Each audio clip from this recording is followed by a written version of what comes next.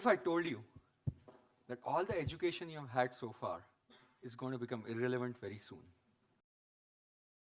What if I told you that the careers that you have been dreaming of are just a mirage?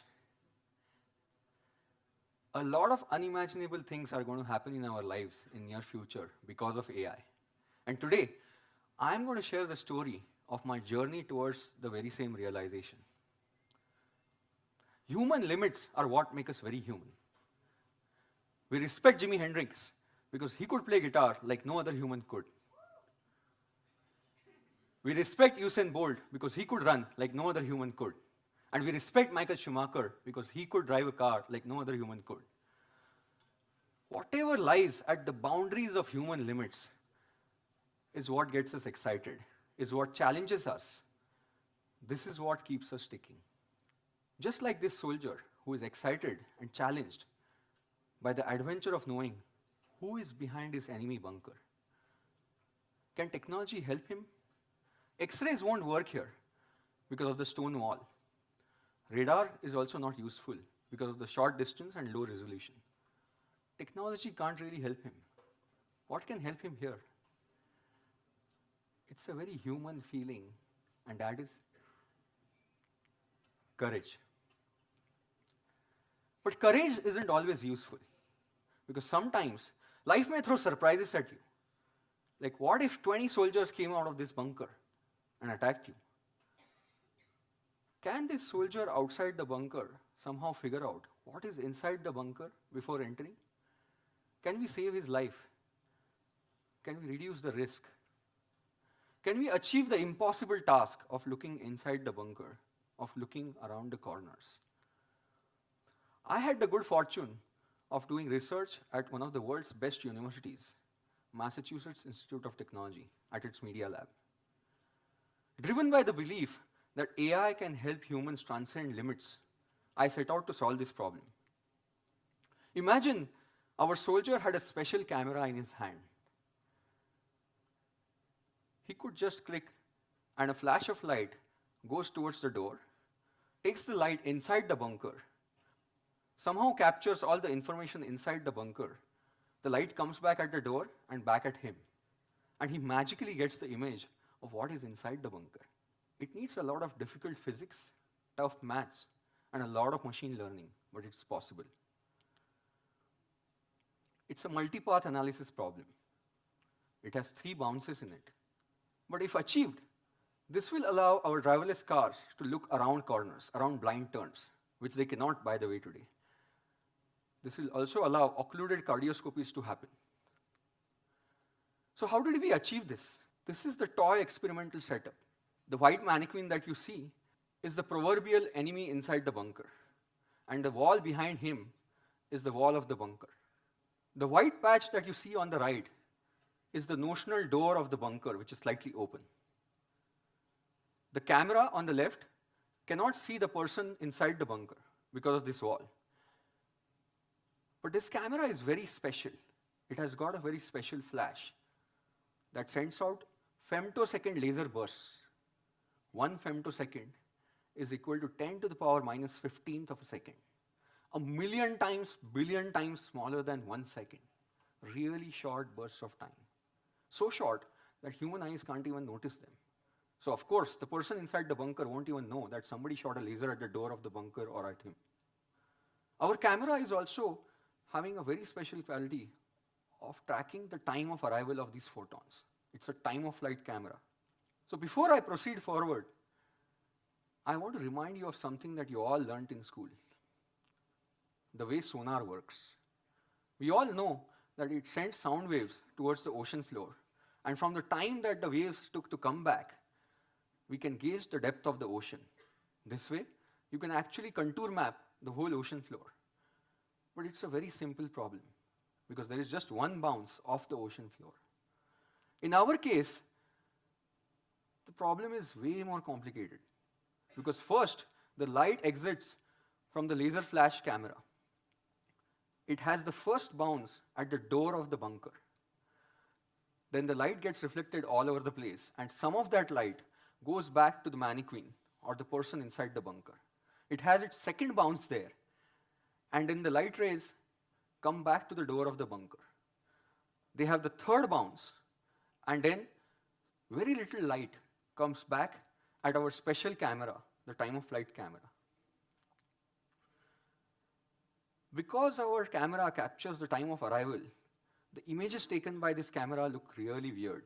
Human brains can't even process these images. As you can see, the second axis here is actually the time axis.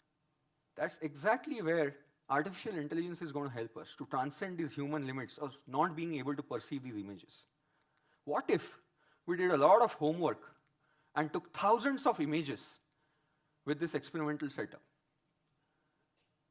We know the scene inside this bunker for thousands of scenarios, and then we take thousands of these output images and feed them into a computerized algorithm, a machine learning algorithm that will learn over a period what scene inside the bunker creates what sort of image outside. When we train enough, the algorithm gets quite intelligent. It can start guessing from the output image, the weird blue-colored time-of-flight images, what was the scene inside. It gets so better at it that it can even start guessing the scenarios that it had never seen, the scenarios that were never there even in the training data set, something which is real time, like inside a war in the bunker scene. Our algorithm worked really well. This is the result from our experiment. As you can see, we can fairly well estimate the silhouette of whatever was there inside the bunker. We could track the enemy and save our soldiers' life. We even patented this technology along with several of our collaborators. But I didn't want to stop here.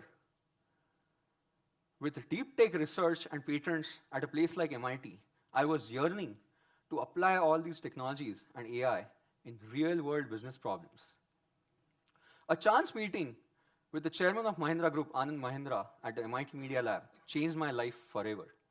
I jumped at the opportunity of coming back to India and working on real-world business problems. I literally took the next best available flight after my MIT convocation and returned to my home country. Today, I'm fortunate to be heading the data science and artificial intelligence for the $20 billion Mahindra Group at its group strategy office. This group spans several industries and several countries. At our finance business, we use machine learning to predict the default risk for farmers without credit history. This is a win-win for both the lenders and the borrowers, because then the lender can lend at a profitable interest rate with a lot of comfort about the risk. And it's good for the borrowers because they get a loan at an affordable interest rate.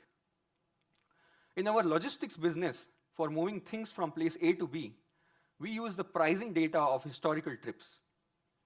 We use machine learning to predict the future prices that we should charge for moving things from A to B using road transport and trucks. In our holidays and hospitality business, where we own a large chain of resorts, we use machine learning to recommend the next best experience for our customers, whether it's the next best resort that he should go to, or the next best hike in the mountains, or a magic show with his kids in the city. We have it all. In our automotive business, we use machine learning to micro-target the customers who are likely to purchase our SUV cars. Sometimes, these customers don't even themselves know that they are ripe for a new car purchase, but our algorithm can predict that and show them our advertisements. The importance of AI has grown so strong that even the government is taking it seriously. National Institute for Transformation of India, Niti Aayog, is the government policy think tank. It has created a new position recently called Head of Data Science. And my dear friend, Dr. Avik Sarkar, holds this position. He works very closely with the CEO of Niti Aayog. The Niti Aayog is very serious about using AI for proactive farm advisory. It will use sensor data on climate, weather conditions, and even the predicted future demand for food to advise the farmers on when to sow and what to sow. This is way better than damage control measures like farm loan waivers.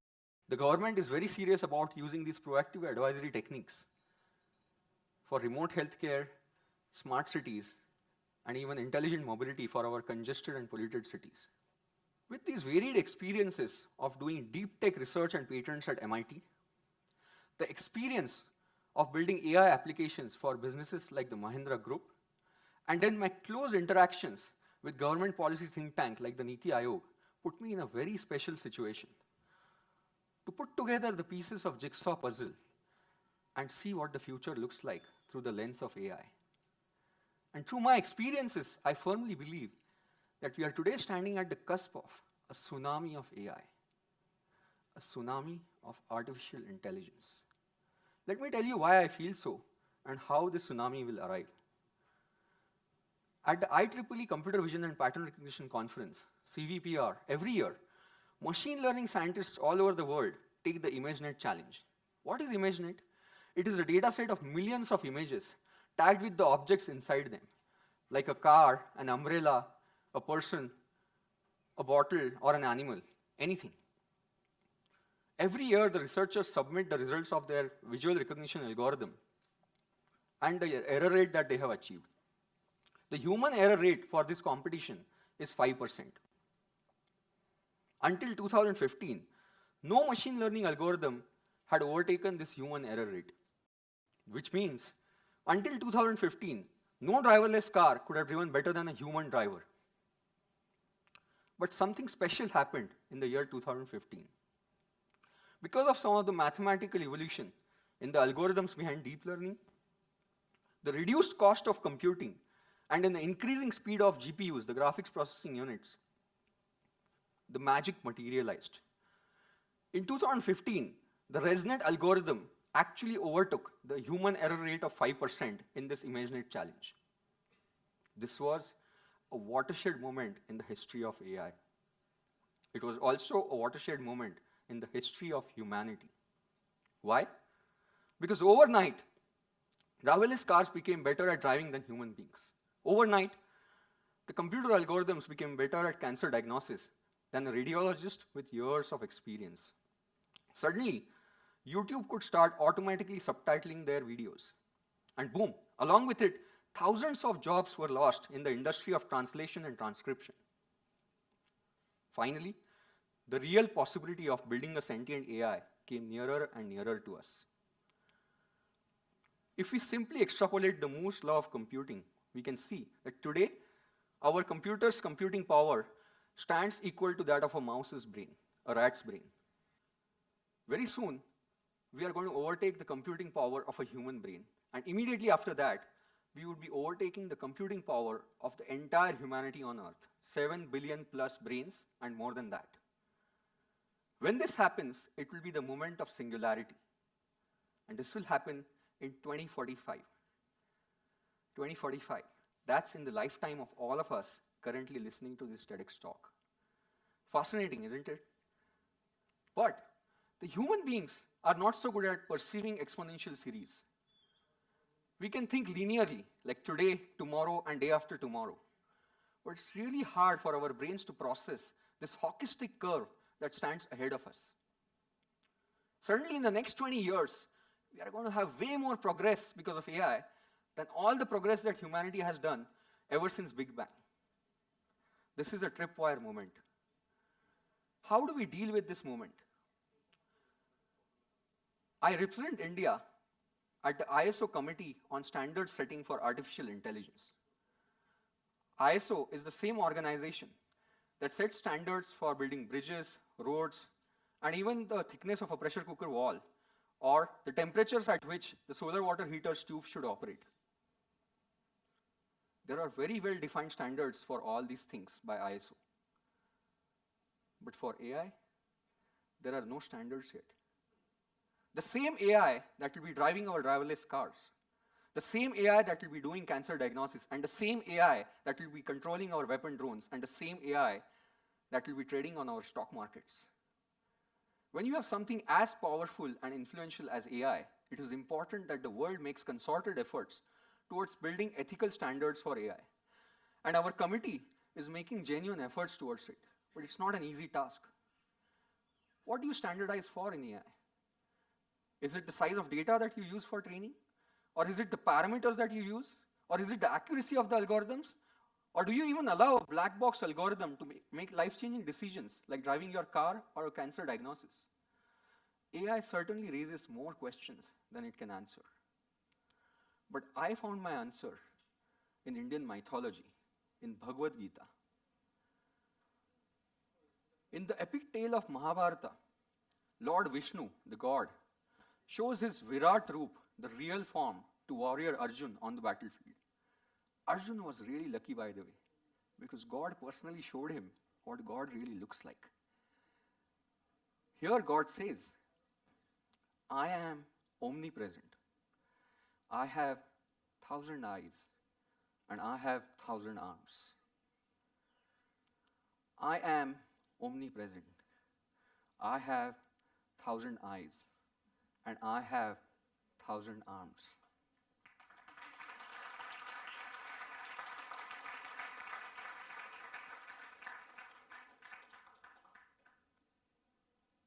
This is from Bhagavad Gita, by the way. What are we building? A sentient AI? Or a god? Or a demigod? When singularity happens, we would indeed end up building a demigod. It's just that this time, it would be accessible to all of us and not just Arjun. When this demigod arrives, we would all get an extended brain with infinite IQ and infinite skill sets. It would give us the superhuman status. When this happens, if you want to learn calculus, just download the calculus app in your extended brain. If you want to learn how to play guitar, just like Jimi Hendrix, just download the guitar skill set. We won't need any time to learn these things. But if we don't have to learn these things, what would we do with all our time? Watch Netflix all day? But again, maybe you can watch thousands of movies parallelly on parallel threads in your extended brain. Would you call that entertainment? Would you want that? Would you enjoy that? So it's very hard to prepare for this tsunami of AI. But our first line of defense is going to be aware that it is coming at us. If you could do everything and anything, would anything be worth doing? That brings me back to where I had started. Human limits are what make us very human. We respect Jimi Hendrix because he could play guitar like no other human could. We respect Usain Bolt because he could run like no other human could. And we respect Michael Schumacher because he could drive like no other human could. Whatever lies at the very boundary of human limits is what excites us, is what challenges us. That is what keeps us ticking. When the singularity happens, we are going to see some crazy things. Like this robot that dances to the tune of Uptown Funk. Too hard, hot damn. And my man bowed down, money breaking down. Girls hit you, hallelujah. Girls hit you, hallelujah. Girls hit you, hallelujah. Cause Uptown Funk gon' give it to you. Cause Uptown Funk gon' give it to you. Cause Uptown Funk gon' give it to you. Saturday night and we in the spot. Don't believe me, just watch. Come on.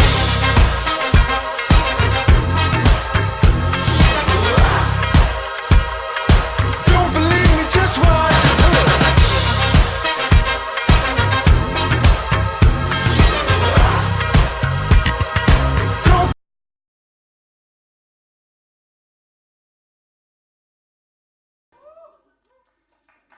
Can you dance like that? It certainly is transcending human limits in dance. But what if, instead of this nice robot that is dancing, you have something like this coming at you? Would you want this? Would you enjoy this? Do you see this coming at you?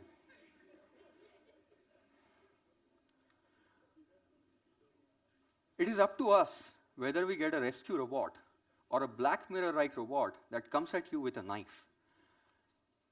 How do we avoid this? Our parents learned typewriters. We learned computers.